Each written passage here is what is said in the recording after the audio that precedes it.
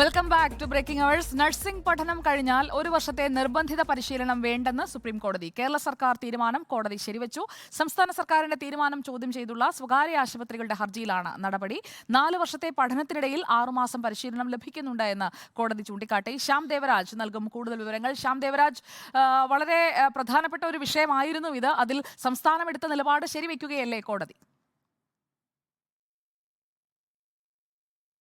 സുജയഭാഗവതി, അങ്ങനെ തന്നെയാണ്. സംസ്ഥാന സർക്കാർ സംസ്ഥാന ആരോഗ്യവകുപ്പ് സ്വീകരിച്ച മെഡിക്കൽ ഡയറക്ടർ ഓഫ് എഡ്യൂക്കേഷൻ സ്വീകരിച്ച നിലപാടിനെ ശരിവയ്ക്കുകയാണ് സുപ്രീം കോടതി ചെയ്തത്. നേരത്തെ 4 വർഷത്തെ കോഴ്സിനൊപ്പം 6 മാസവും കൂടി അധികമായി ഒരു പരിശീലനം അതത് കോളേജുകളിൽ വേണമെന്നായി അങ്ങനെ ആയിരുന്നു നേരത്തെ ഉണ്ടായിരുന്നത്. പക്ഷേ ഈ കോഴ്സിന് ശേഷമുള്ള പരിശീലനം സംസ്ഥാന സർക്കാർ എടുത്തു കളഞ്ഞു. അത്തരമൊരു പരിശീലനം ആവശ്യമില്ല എന്നതായിരുന്നു സംസ്ഥാന സർക്കാരിന്റെ ഉത്തരവ്.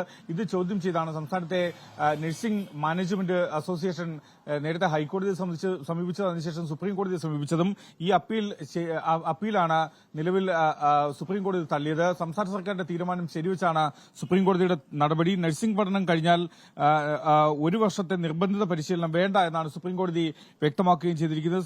സംസ്ഥാന സർക്കാരിന്റെ തീരുമാനത്തെ ചോദ്യം ചെയ്തുള്ള നഴ്സിംഗ് കോളേജുകളുടെ മാനേജ്മെന്റ് അസോസിയേഷന്റെ ഹർജി സുപ്രീം കോടതി തള്ളുകയും ചെയ്തു. 4 വർഷത്തെ പഠനത്തിനിടയിൽ 6 മാസത്തെ പഠനം നിലവിൽ തന്നെ നഴ്സിംഗ് വിദ്യാർത്ഥികൾക്ക്, ബിരുദ വിദ്യാർത്ഥികൾക്ക് ലഭിക്കുന്നുണ്ട്. അതുകൊണ്ട് തന്നെ അധികമായ ഒരു പരിശീലനത്തിന്റെ ആവശ്യമില്ല, അല്ലെങ്കിൽ ഇത്തരം കോളേജുകളിൽ നിർബന്ധിതമായ ഒരു പരിശീലനത്തിന്റെ ആവശ്യമില്ല എന്നാണ് സുപ്രീം കോടതി വ്യക്തമാക്കുകയും ചെയ്തിരിക്കുന്നത്.